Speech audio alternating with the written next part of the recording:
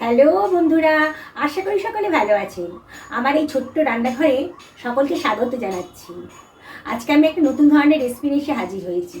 চলুন তাহলে রান্নাটা করা যাক। 4 টেবিল চামচ মতো দই নিয়ে নিচ্ছি, আর বাটিটা ধুয়ে 1 টেবিল চামচ মতো জলও দিয়ে দিলাম। দিয়ে এর ভেতর দিয়ে দিচ্ছি 1/4 টেবিল চামচ মতো লবণ। এবার দইটাকে আমি ভালো করে ঘেঁটে নিচ্ছি।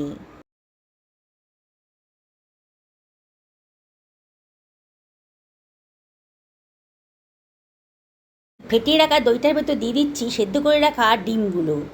কতগুলো ডিম আগে থেকে সেদ্ধ করে রেখে দিয়েছি, সেগুলো দিয়ে দিলাম।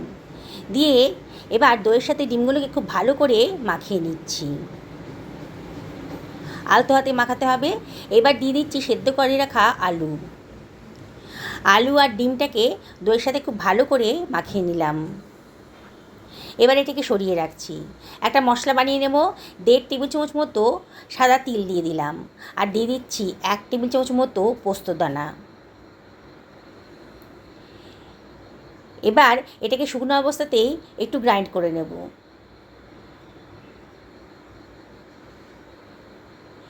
এবার এর ভিতর দিয়ে দিচ্ছি একটা পেঁয়াজ কুচোনো, আর দিয়ে দিচ্ছি একটা টমেটো কুচি। 1 টেবিল চামচ মতো আদা রসুনের পেস্টও দিয়ে দিলাম, আর 1 টেবিল চামচ মতন লবণ দিয়ে দিলাম। এবার দিয়ে দিচ্ছি 1 টেবিল চামচ হলুদের গুঁড়ো, 1 টেবিল চামচ ধনের গুঁড়ো, 1 টেবিল চামচের কম জিরের গুঁড়ো দিলাম, আর দিলাম 1 টেবিল চামচ লঙ্কার গুঁড়ো।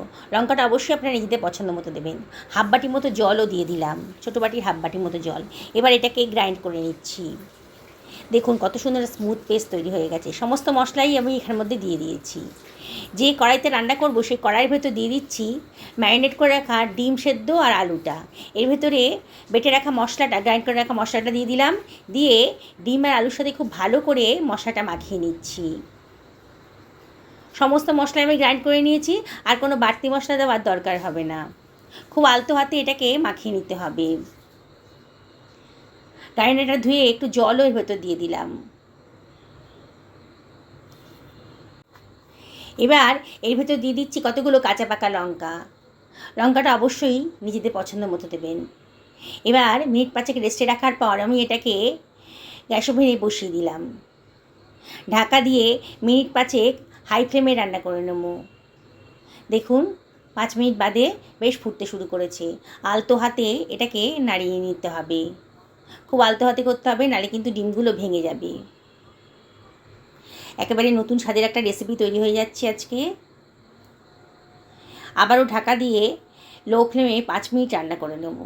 আমি এর মধ্যে একটা ফ্রাই প্যানে সর্ষের তেল দিয়ে দিচ্ছি 1 টেবিল চামচ মতন, আর দিয়ে দিলাম সামান্য একটুখানি লবণ, তাহলে সর্ষের তেলে কাঁচা গন্ধটা আর থাকবে না।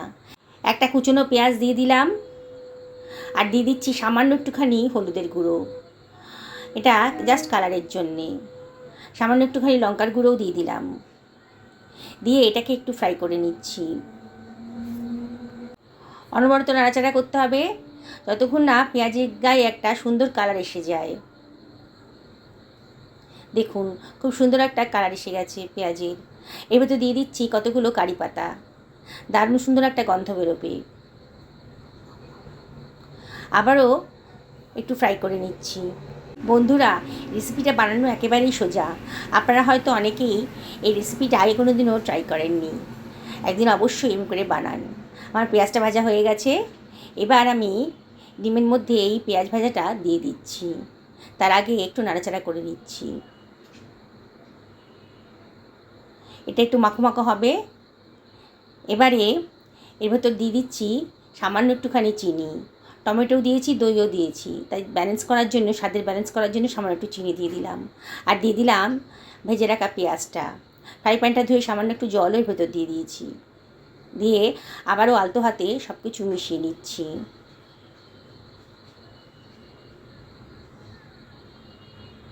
দারুণ সুন্দর একটা গন্ধ বেরোতে শুরু করেছে। অল্প খরচের ভেতরে সামান্য মশলা দিয়ে অসাধারণ স্বাদের একটা রেসিপি কিন্তু আজকে তৈরি হয়ে গেল। এবারে এটাকে ঢাকা দিয়ে মিনিট 2 লো ফ্লেমে রান্না করে নেব। 2 মিনিট বাদে দেখুন আমার কিন্তু রান্নাটা কমপ্লিট হয়ে গেছে। আবারও আলতো হাতে সব কিছু ভালো করে মিশিয়ে নিচ্ছি। একেবারে নতুন ধরনের রেসিপি। ডিমের নানান ধরনের রেসিপি তো আপনারা খেয়েছেন, আজকে অবশ্যই এরম করে বানিয়ে খান। আর আমাকে কমেন্ট করে জানাবেন যে আপনাদের কীরকম লাগলো। নতুন বন্ধুদেরকে রিকোয়েস্ট করবো আমার চ্যানেলটা সাবস্ক্রাইব করার জন্যে। পুরনো বন্ধুদেরকে অনেক ধন্যবাদ, তাদের সাপোর্টের জন্য এত দূর আসতে পেরেছি। আমি একটা সার্ভিং প্লেটে এটা সার্ভ করে দিচ্ছি। দেখুন, ধোঁয়া ওঠা গরম এই রেসিপিটা অসাধারণ টেস্টি, আর দারুণ সুন্দর গন্ধটাও কিন্তু বেরিয়ে গেছে, দেখেই কিন্তু খেতে ইচ্ছা করছে। ওপর থেকে ছড়িয়ে দিচ্ছি একটুখানি গোলমরিচের গুঁড়ো। অসাধারণ টেস্টি হবে। লুচি, রুটি, পরোটা যার সাথেই খান না কেন অসাধারণ লাগবে। অবশ্যই বাড়িতে একদিন ট্রাই করবেন আপনারা। আমি আজকে ভাতের সাথে এটা খাবো। দেখুন বন্ধুরা, ডিম তো প্রত্যেকেরই বাড়িতেই থাকে, আর ডিম খেতে আপনারা নিশ্চয়ই খুব পছন্দ করেন। তাই একঘেয়েমি ছেড়ে অবশ্যই একদিন এরম করে বানিয়ে খান। সত্যি বলছি, অসাধারণ টেস্টি। একবার খেলে না বারবার এরম করেই বানাবেন। দেখলেন তো বন্ধুরা, কত সহজে এত সুন্দর একটা রেসিপি তৈরি হয়ে গেল। আপনারা বাড়িতে এটা বানান, পরিবারের সকলকে খাওয়ান, আশা করি সবার খুব ভালো লাগবে। তাহলে আজকে এই পর্যন্তই থাক, আবার দেখা হবে।